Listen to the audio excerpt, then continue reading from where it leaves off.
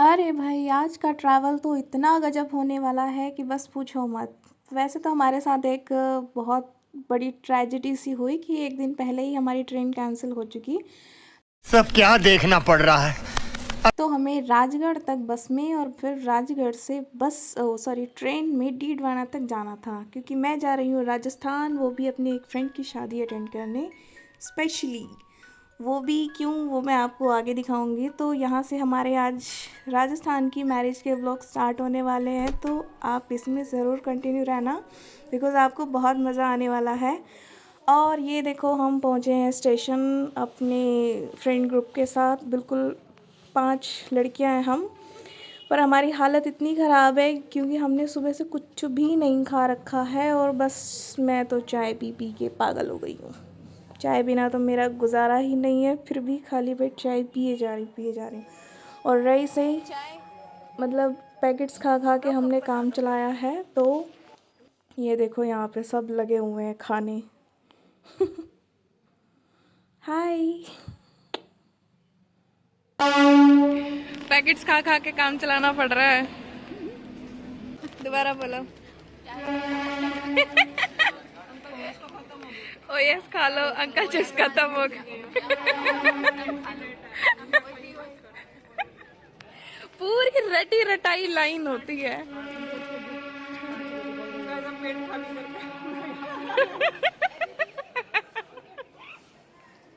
पहला काम पेट खाली किया, पेट भरने का काम कर रहे हैं।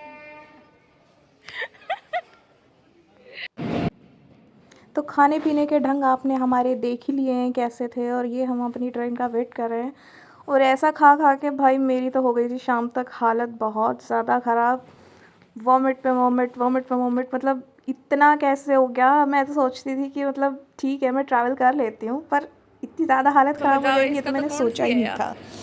तो क्योंकि वो भी एक रीज़न हो सकता है क्योंकि मैंने सुबह सुबह बस स्टैंड पे पकौड़े खा लिए थे, क्योंकि मुझे बहुत भूख लग रही थी और सुबह उठते ही मुझे भूख लगती है, तो मैंने पकौड़े खा लिए। शायद उसी वजह से मुझे बहुत ज़्यादा दिक्कत हो गई और मेरी तबीयत ख़राब हो गई। फिर भी शादी के माहौल में खाना तो दूर, नींबू पानी पी पी के मैंने खुद को सही किया। बिकॉज़ शादी में गई हूँ, एंजॉय करने गई हूँ, बीमार कैसे रह सकती हूँ यार मैं, है ना। तो ये देखो अभी तक भी हमारा अटरम सटरम चल ही रहा था और हम उतर चुके हैं डीडवाना स्टेशन। यहाँ से हम एक गेस्ट आए हैं लेने और फिर हम चले जाएंगे जो यहाँ का रिज़ॉर्ट है, मेन वेन्यू है शादी का। हम सीधा वहाँ पहुँचेंगे, जाएंगे। और मैं अपनी वीडियोस बनाने में कोई कसर नहीं छोड़ने वाली हूँ। मेरे से जितना बन पड़ेगा मैं उतना करूँगी। वैसे तो एक आधी चीज़ें यार मुझसे मिस हो गई हैं, थोड़ा सा हो जाता है कभी कभी शादी में। तो ये हम पहुंच चुके हैं रिज़ॉर्ट्स। यहाँ के जो मेन मेंबर्स आए हुए हैं, जो लड़के वाले हैं, उन्होंने हमें अटेंड किया। खाने वाने का इंतज़ाम हो ही रखा था। तो ये जो हमारी दीदी की दादी सास है, इन्होंने बोला हम सबको फ़ोटो करवाने के लिए, तो हमने इनके साथ एक एक फ़ोटो करवाई। ये देखो भाई, दादी को तो फुल चाव है अपने पोते की शादी का। तो हम फाइनली पहुंच चुके हैं रूम में। यहाँ आके हमें जो सांस आया ना, बस पूछो ना यार, बस यूँ था कि बेड पकड़े और सो जाए।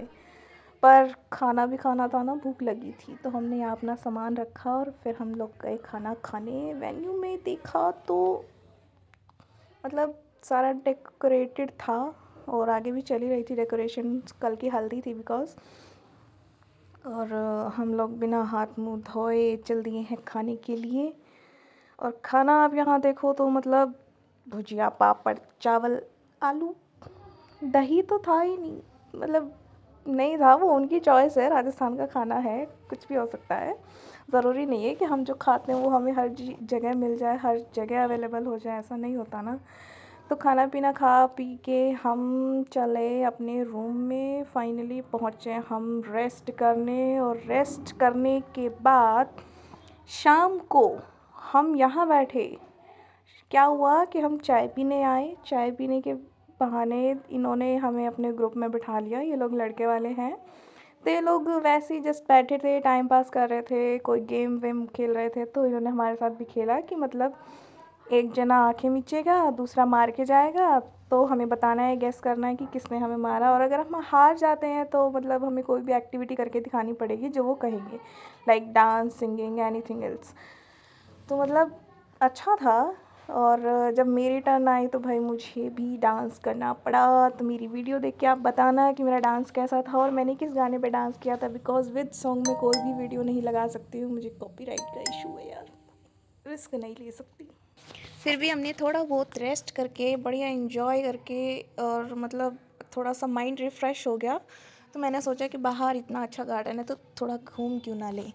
और मैं निकली गार्डन में, बहुत मतलब ठंड थी पर हल्की हल्की थी, मतलब हिसार से तो ज़्यादा ठंड थी ही नहीं यार, तो मतलब मेरे लिए तो ना बराबर ही थी।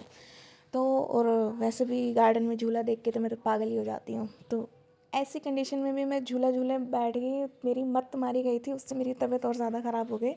फाइनली मैं जाके उल्टी शुल्टी करके अपने बेड पे मिलेंगे आपसे अपने नेक्स्ट व्लॉग में। अभी के लिए गुड नाइट।